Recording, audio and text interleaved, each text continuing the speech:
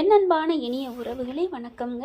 ஐயனார் குடும்பத்தில் இருந்த ஒட்டுமொத்த ஆட்களும் குலதெய்வம் கோயிலுக்காக போயிடுறாங்க. ஆனால் இங்கே பார்த்தீங்கன்னா இங்கே சந்தா வீட்டில் அவங்க ரவுடிங்கெல்லாம் இருக்காங்க இல்லையா, அவங்க என்ன பண்ணுறாங்க, அந்த முறப்பாயங்க ஹிந்தி நாட்டிலேருந்து வந்துடுறாங்க, ஹிந்தி மாநிலத்துலேருந்து வந்துட்டு பயங்கரமாக டார்ச்சர் பண்ணுறாங்க. என்ன நினச்சிட்டு இருக்கீங்க, எங்கே அனிசு எங்கே அப்படின்னு சொல்லிட்டு, எங்கடா என் முறப்புன்னு எங்கே அப்படின்னு அனிசை போட்டு டார்ச்சர் பண்ண. சந்தா எங்கே இல்லை, எங்கே போனான்னு தெரியல அப்படின்னு அண்ணங்காரன் எவ்வளோ சொல்லி பார்க்குறேன். ஏய் உனக்கு தெரியாமல் இருக்குமா அப்படின்னு சொல்லிட்டு கத்துறாங்க. அடிச்சு நொறுக்கிடுவான் அப்படி இப்படின்னு சொல்லிட்டு, இவனை கட்டி போடுங்கடா அப்படின்னு அனிசை போட்டு கட்டி போட்டுறாங்க. டேய் எனக்கு தெரியாதுடா, அவள் எங்கே போயிட்டான்னு எனக்கு தெரியாதுன்னு எவ்வளோ அனிசை சொல்லி அழுகுறாங்க. எங்கே போயிருக்கான்னு உன்னை கட்டி போட்டால் எப்படியும் அவன் வந்து தானே தீரணும், வரட்டும் அப்படின்னு சொல்லிட்டு இருக்கல. இங்கே பார்த்தீங்கன்னா சந்தாயை தான் நம்ம சேரன் வீட்டில் விட்டாங்க இல்லையா, சேரன் வீட்டிலேருந்து எல்லாருமே கூட்டிகிட்டு போயிடுறாங்க. ஆனால் சேரன் என்ன பண்ணுறாங்க, சந்தாயை கூட்டிகிட்டு வந்துட்டோம், ஆனால் அவங்க வீட்டில் தெரிவிக்கணும்ல, சொல்லிடுவோமே அப்படிங்கிறாங்க. அட விடுப்பா சொல்லிக்குவோம் அப்படின்னு சோழன் எவ்வளோ சொல்கிறாங்க.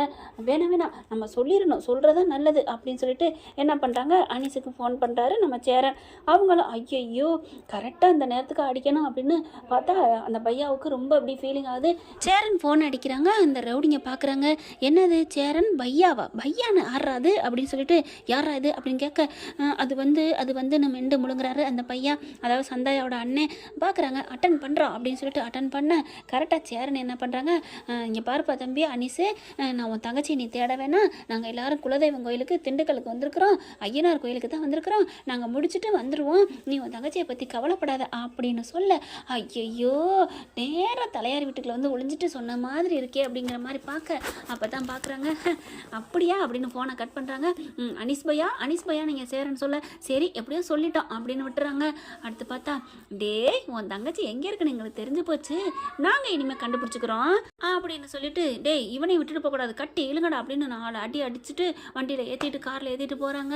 அங்கே இந்த குடும்பம் அங்கே போனால் அங்கே பார்த்தீங்கன்னா பாண்டியன் குடும்பம் எல்லாரும் அங்கே இருக்கிறாங்க. எல்லாரும் நடேசா, பாண்டியா, கோமதி அப்படின்னு எல்லாரும் கட்டி பிடிச்சிக்கிறாங்க, சந்தோஷமாக ஹக் பண்ணுறாங்க. நிலா பார்த்தீங்கன்னா மீனா ராஜி எல்லாத்துலேயும் நல்லா பேசுகிறாங்க ஜாலியாக. அவ்வளோ சந்தோஷமாக எல்லோரும் ஒன்று கூட்டிட்டாங்கய்யா, ஒன்று கூட்டிட்டாங்க மாதிரி அவ்வளோ ஹாப்பியாக இருக்குது. பாக்கியலட்சுமி குடும்பத்தில் இங்கே கோமதி குடும்பத்துக்கு கல்யாணம் ஆனிச்சு, இப்போ கோமதி குடும்பத்தில் ஐயனார் குடும்பம் ஒன்று சேர்றாங்க. பார்க்கலாம் அப்படின்னு தான் சொல்லணும் தோணுது. பார்க்கலாம், இந்த கதை முடி இருக்குல்ல, நல்ல ஒரு திருப்பம் இருக்குதுங்க. அட ஆமாங்க, இப்போ பார்த்தீங்கன்னா எல்லாம் சந்தோஷமாக பொங்கல் வைக்கிறாங்க, பூஜை பண்ணுறாங்க, சாமி கும்பிட்றாங்க, அப்படி ஆடல் பாடல்னு சொல்லிட்டு செம்மையாக கொண்டாடிட்டு இருக்காங்க. பார்த்தா கரெக்டாக ஒரு மணி நேரம் 2 மணி நேரத்துக்குள்ளே அவங்க எல்லாம் வந்துடுறாங்க. பார்த்தா என்ன கார் வந்து நிற்கிது அப்படின்னு சொல்லல, வேகமாக அந்த 4 ரவுடியில் வராங்க. எங்கே சந்தா எங்கே அப்படிங்கல, சந்தா அப்படியே ஆளை பார்த்துட்டு அப்படியே ஓடி ஒளியிறாங்க. அப்படி பார்த்தா கோமதி பக்கத்தில் நின்றுக்கிட்டு இருக்காங்களா, கரெக்டாக கோமதிக்கு பின்னாடி போய் ஒழிச்சிக்கிறாங்க. என்னம்மா என்ன அப்படிங்கல, அந்த பொண்ணு பாதி தமிழ் பாதி ஹிந்தியில் பேசுது. கரெக்டாக பார்த்தா அவங்க அண்ணனை பார்த்தோன்னு அந்த பிள்ளைக்கு தூக்கி வாரி போடுது. பையா அப்படின்னு ஓடி வருது. அந்த அண்ணன் மூஞ்சி கைகாலம் அடித்து ரத்தமாக இருக்குது, ஏன்னா அவங்க அடிச்சு விட்டாங்க இல்லையா. அந்த 4 பேருமே அந்த பையாவை கூட்டிக்கிட்டு வந்து, ஏண்டி நீ இங்கே வந்து ஒழிஞ்சிட்டா நான் விட்டுருவோமா அப்படின்னு சொல்லிட்டு கையை பிடிச்சிருக்கிறாங்க.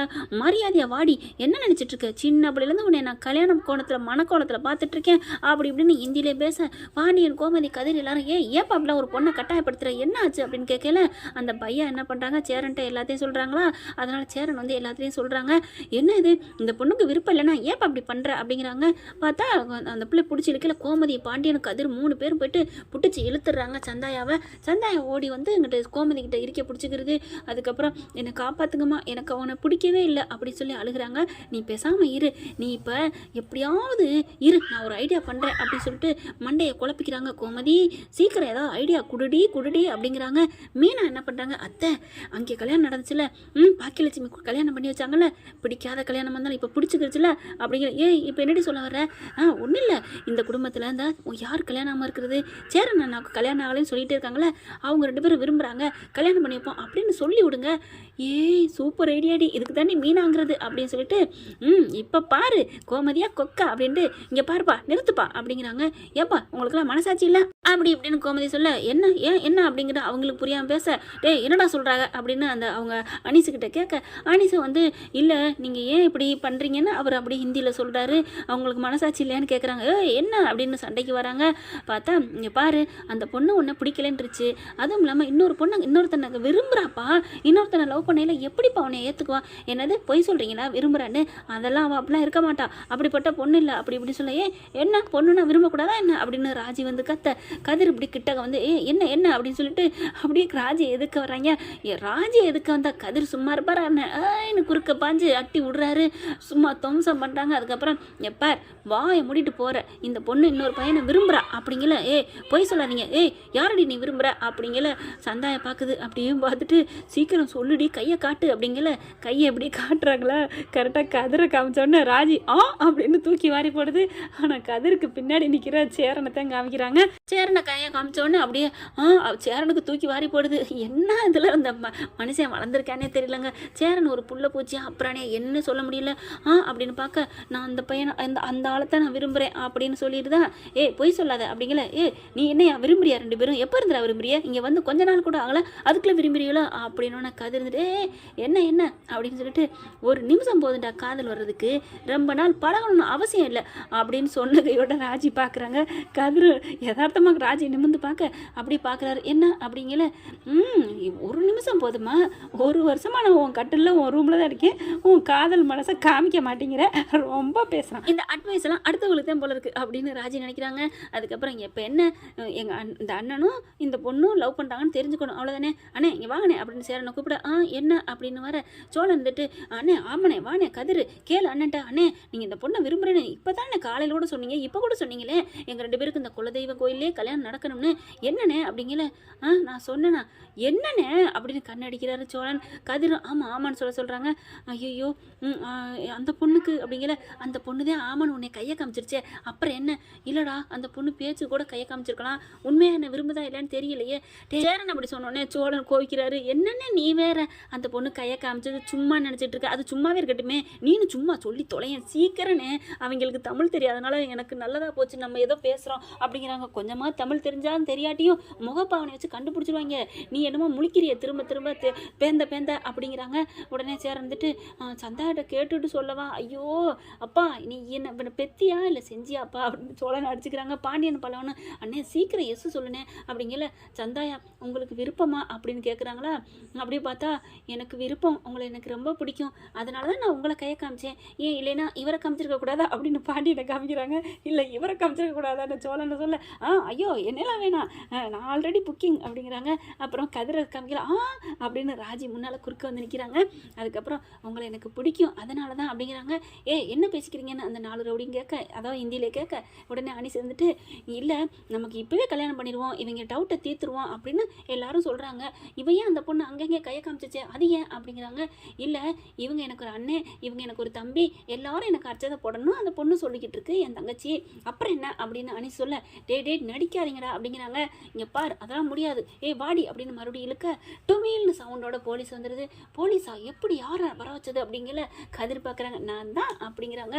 ராஜி பார்க்குது கதிர் எப்படிரா கரெக்டான நேரத்துக்கு அடிச்சிடுற அப்படிங்கிறாங்க. பின்ன நம்மக்கிட்டலாம் இவங்க அடங்குவாங்களா என்ன?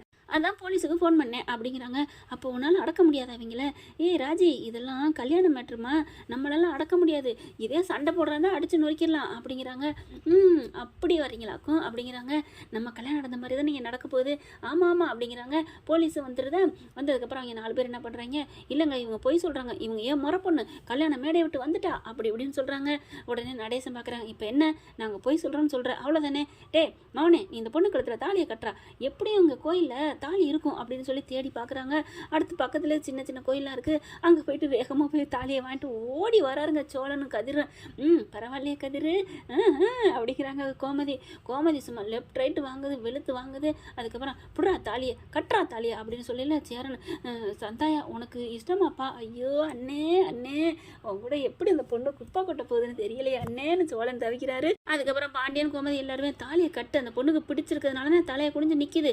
எங்கே கீழே குனிஞ்சு வேணா பாரு அப்படின்னு சோழன் குனிஞ்சு பார்க்குறாங்க. அப்படியே சந்தாயை வைக்கப்பட்டு சிரிக்குது. அண்ணே சிரிக்கிறா உன் பொண்டாட்டி தானே தாலியை கட்டுனேன் உனக்கு நம்ம வீட்டுக்கு இன்னொரு அண்ணி வருது அப்படின்னு சொல்லிட்டு பல்லவனு சொல்ல வேற வழியே இல்லாமல் தாலியை கட்டுறாங்க. இதில் மெயின் பாயிண்ட் என்னன்னா போலீஸ் இருக்கிறதுனால அந்த வந்தவங்க 4 பேர் ஒன்றும் பண்ண முடியல. தாலியை கட்டி முடிச்சிடுறாங்க. வேற வழியெல்லாமல் அச்சதை போட்டு கிளம்பிடுதுங்க. உன்னால நான் பாரு உன் மேலே ஆசை வச்சதுக்கு எவ்வளோ தூரம் வந்து என்னை ஏமாத்திட்டேடி அப்படின்ட்டு போகிறாங்க. சரி ஆம்பூரில் செய்கிற பிரியாணி எங்கேயோ இருக்கிறதுக்கு கிடைக்கணும்னா கிடைச்சி தானே ஆகணும் அப்படின்னு ஒரு பழமொழி இருக்குல்ல, அப்படின்னு சொல்லிட்டு சோழன் இடத்த காலி பண்ணு அப்படிங்கிறாங்க. கல்யாணம் முடிஞ்சிருது. கதிர் வந்து கேட்குறாங்க, என்ன உங்களுக்கு பிடிச்சிருக்கா இல்லையா, ஏன் இப்படி ஒரு மாதிரி இருக்கேன்னு சேரனை பார்த்து கேட்க, இல்லைப்பா ஒன்றும் இல்லைப்பா, அதெல்லாம் எனக்கு பிடிச்சிருக்கு, சந்தாயம் ரொம்ப நல்ல பொண்ணு அப்படிங்கிறாங்க. பிடிக்குதோ பிடிக்கலையா, கல்யாணத்துக்கு அப்புறம் ஒன்று சேர்ந்தா வாழணும் அப்படின்னு ராஜி சொல்ல அப்படியே கதிர் பார்க்குறாரு. தன்னை போல் பிறர் நினையா அப்படிங்கிறாங்க. ஏன் எனக்கு என்ன குறை அப்படிங்கிறாங்க. ஒன்றும் இல்லைம்மா ஒன்றும் இல்லை அப்படின்னு வாயை பற்றிக்கிறாரு. அதுக்கப்புறம் 2 குடும்பமும் சூப்பராக இங்கே ஃபங்க்ஷனை கொண்டாடுறாங்க. என்ன ஃப்ரெண்ட்ஸ், இப்படி போனால் நல்லா இருக்கும் தானே? பார்க்கலாம் என்ன நடக்க போகுதுன்னு. இந்த பதிவு உங்களுக்கு பிடிச்சிருந்துச்சுன்னா உங்கள் பொண்ணான கையில் ஒரு லைக்கை போட்டு சப்ஸ்கிரைப் பண்ணிடுங்க. Thank you friends.